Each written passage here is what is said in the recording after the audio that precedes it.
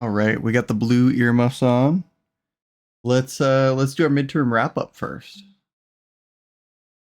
So midterm primaries are pretty much done. There's a couple places like Oklahoma, Florida, Minnesota, Wyoming, and a couple places on the East Coast over here.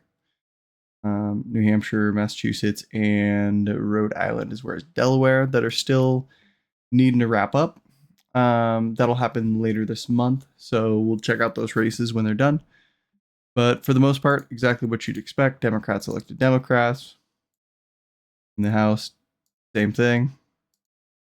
Every seat was up. The seats that you're seeing right now for the House are obviously the ones that are not, they haven't had their elections yet. The major surprises to watch was obviously in, which we covered in a separate video for the Senate, Michigan with Abdul Al-Sayed. Another major race was Cori Bush over in Missouri.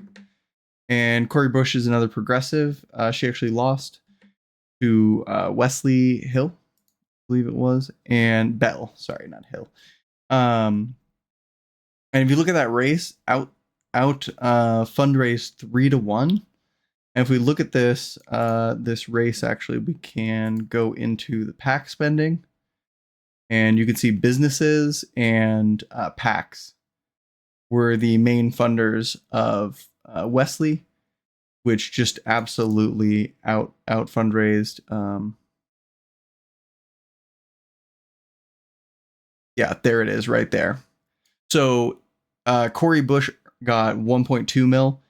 APAC alone spent $2.6 million in this race, and that ain't going to Cori Bush. I'll tell you that much. So very unfortunate to be so heavily outspent there, and to have Wesley be able to take that seat when Cori Bush is such a great candidate. But unfortunately, the difference is didn't take PAC money, didn't get enough regular money, enough door knockers to make up the difference. The main thing that progressives have going for them is that on the ground organizing, which Cori did a great job of, but unfortunately just not enough to overcome the hurdle of money, because money plays such a huge role in our politics, which is obviously a problem, but it's only going to be a problem that we can solve by winning these elections. So, best of luck. I'll definitely be there to present on Cori Bush's stuff and probably support her if she decides to run again. But, we cross that bridge when we hurdle it. It all depends on what your policy positions are when you're running into office and things like that. Obviously, we got a big win to take away with Abdul as well. And then it was also in Michigan. Was it William something? Let me go back. I had it pulled up here. Yeah, you can see it was a pretty major win for Wesley. Not exactly a high turnout vote there, but definitely a pretty blowout election there. Where's our map here?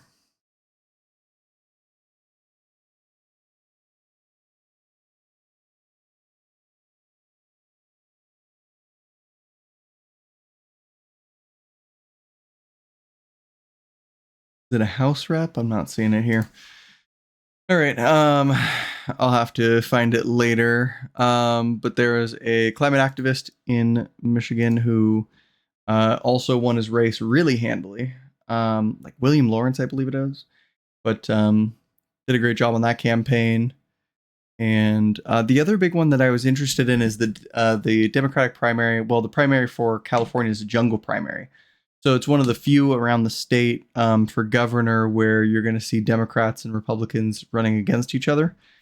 And in this case, I think the thing to see is that Democrats barely won the first place spot. The first two people advanced. So Xavier and Stephen Hilton would be the ones advancing to the actual election. But Tom Steyer was a great candidate. He was a millionaire, billionaire, multimillionaire, I think billionaire, who was running on a very progressive platform. He unfortunately fell behind in the polls, and he was self-funding a lot of the campaign and not taking money from PACs and whatnot as well. So again, you're looking at getting outspent in that race. As well as just, I think he could lean into some of the progressive ideologies more. But at the same time, we're splitting the vote, which is a bit of a problem. And so if you look at it, I think the Democrat Xavier there has a good shot of winning over the Republican. I'd be very surprised if a Republican won in California. I know that's a shock to people like Joe Rogan, who for some reason think that fucking Republicans are going to win in deep blue California. They'll cry about it being California and then say the vote was rigged when their guy doesn't win. So I don't know. I guess I'm not on that level of stupid, but some people are. Um, you think without that hair, he could put more like energy to his brain power or something like that, and get a little more juice out of it, but I guess not. So one good thing to come out of this is if you look, people who voted for Democrats, 2.6 mil versus people who voted for Republicans, like barely 3 mil, like little 3.1 mil, something like that. So much higher expected turnout for Democrats over in California going into the primary. Obviously, you don't want to sit on your laurels. The one thing I wanted to look at is the difference in issues between these two candidates, because obviously they're Republican and Democrat, but they're running head to head. And looking at the Democrat candidate, Xavier, he's talking about Medicare for all, affordability. Now he's more establishment. How much of these he'll actually get done, and how much he'll just bluster about, get into Washington and do nothing for. I say get into Washington, governor, and not senator.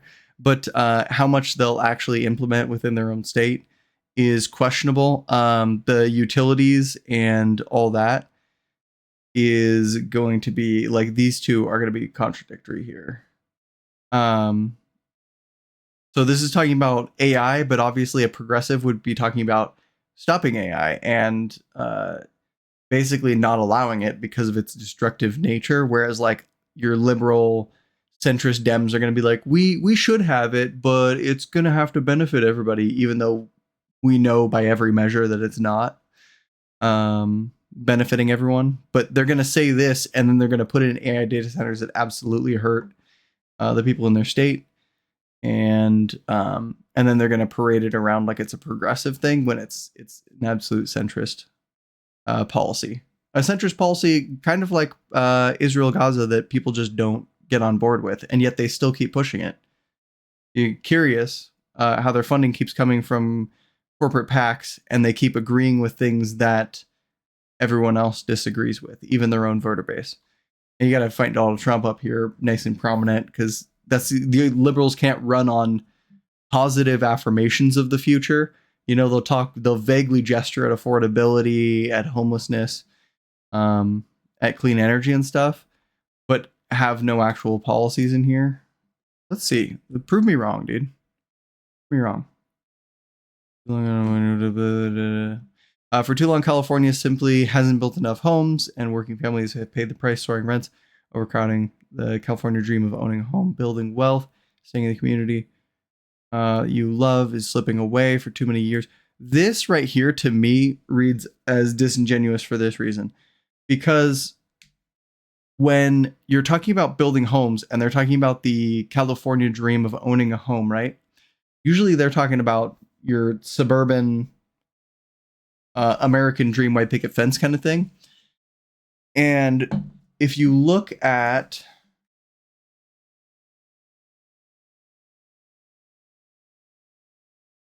what is it, tax maps by acre, something like that.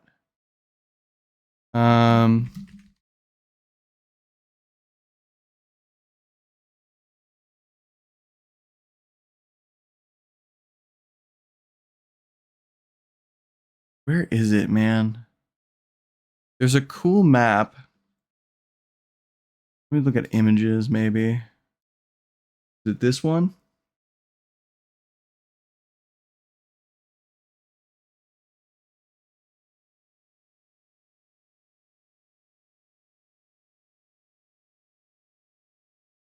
Something like these ones. But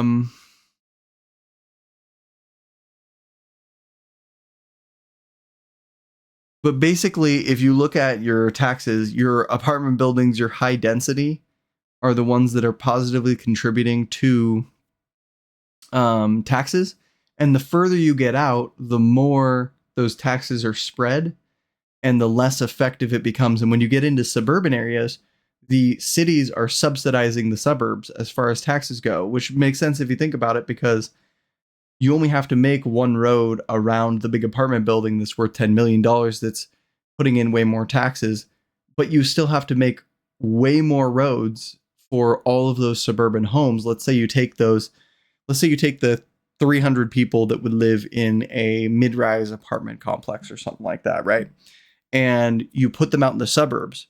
Well, now instead of having one road around their house and one large building with all the utility hookups coming to that, you now have to have like 150 roads going to each house, or extensions to the roads going to each house, utilities going to each of those houses, and just like the lights and everything else going to the houses as well. And the amount of infrastructure that you have to eat up versus how much property tax they're actually paying is astronomically different for suburban centers versus in rural, or versus like urban areas. And so this to me reads as a disingenuous solution, because he's talking about essentially building more suburbs that don't contribute the tax base that you would need to finance further development, which is why you'd need to build up larger urban centers and more units within urban areas, which leads into like, then you get into like, okay, how do you make urban places feel better to live in? Well, that's where third places come in. You want your parks, your bars, having more places around too, like having workout areas in your parks, things like that we see in other countries, is fantastic, because now you don't have to pay for the gym. You can go do body weight workouts at the like gym built into your park, right? You have another place to go. Maybe you hit up the park on the way home from work. You go get a workout in, and then you go to your local bar and you say hi to the mates and grab a pint and go home for dinner. Having those third places gives people places to go and like basically get stress off of them while they're still living in those tight urban environments, basically.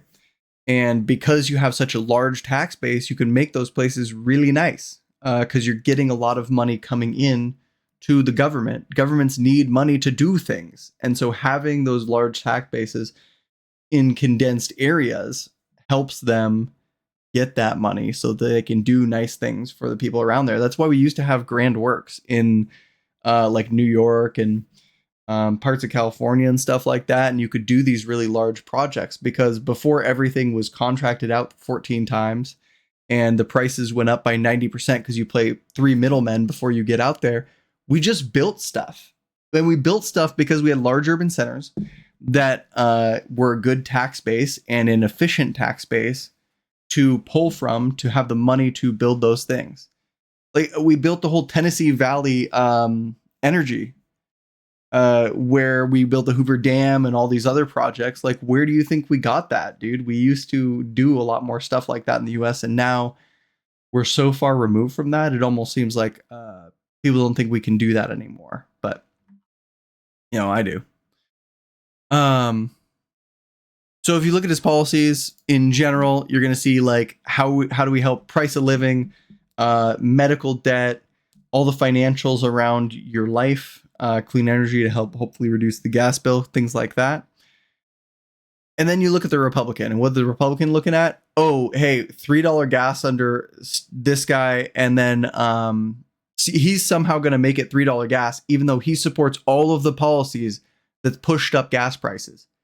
It's so fucking infuriating that these like grass-eating cattle munchers are just fucking eating this up, thinking like, oh yeah, this guy who supported every policy that got us to the point where we have $9 gas, he's gonna get us out of it. No, he's not. He fucking bumbled you into the storm, and you think he's gonna be the captain that runs you out of it? I don't think so. he wasn't the one who explicitly bumbled you into the storm, but he supported the captain. He's the guy, the fucking first mate, going, yeah, yeah, yeah, go into the clouds. So to think that he's gonna drive you out of it is just insane. No property tax on your first 150. Cool. They're not actually going to do this. This is just a flat lie from a Republican. I can almost guarantee it. They want this tax base on the working class so that millionaires and billionaires don't have to pay their fair share, and they still get basic roads and infrastructure that they're going to use for their businesses to keep them propped up. You subsidize the losses and privatize the gains. It's like classic capitalism there.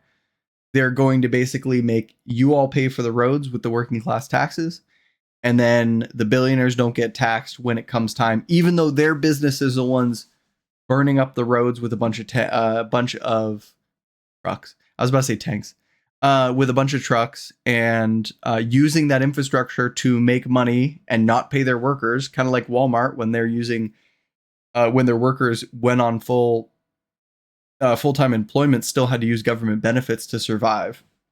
Like, they're the ones mooching off the government essentially. And so that's why I don't think this is a genuine policy that he's going to be doing.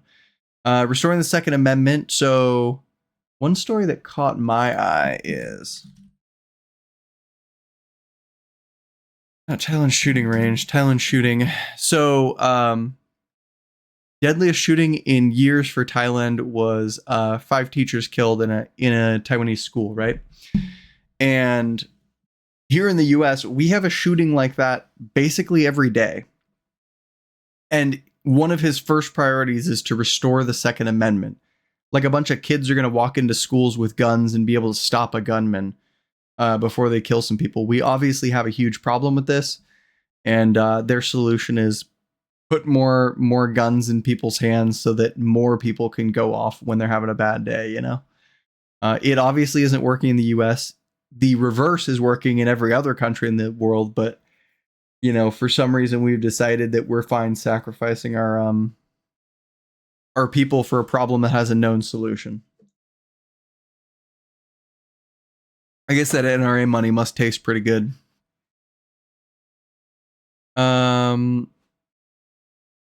And the trial lawyer business exploitation racket. I don't know enough about California to know about this, but also I do see as you're driving down the highway in California, every other billboard is like an ambulance chaser, basically trying to get your number. So I don't know much about that one. Maybe that's a more specific issue I'd have to look into. But making the public schools work again.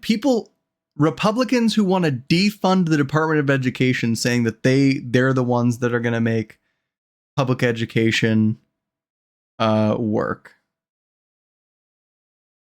Like, insane. They don't believe in education as a concept, and yet they think they're going to do it. California's always on fire. Emergency election acceleration count. So he wants to find ways to essentially rig an election. Fair. Making California the crypto capital of the world. So he wants to make it, because crypto is essentially a scam at this point. I think everybody knows that. Like, all crypto coins do, just like the Trump coin or anything else. If there was a crypto coin that would have worked, wouldn't it have been the one dropped by the president right before he took office? And yet that was also just a huge rug pull where the price of the coin dropped like 90% overnight. So yeah, this would be economically ruinous. I don't know, with such a large economy, how you would even ruin the economy there, but Republicans, you know, life finds a way. Republicans find a way to, I guess, you know, fuck kids and take money. But I think that's a pretty good wrap up. There's this article I was interested in, but it's paywalled, so we're gonna skip that one for now. Yeah. Thank you so much for watching. If you made it this far, I would love it if you could like, subscribe, comment. Everything helps out with the algorithm. I do not take any ad money, so every little bit helps get my channel to the point where I can get it monetized and actually start producing this content full time. So if you like what you see, leave something that'll give me a little boost.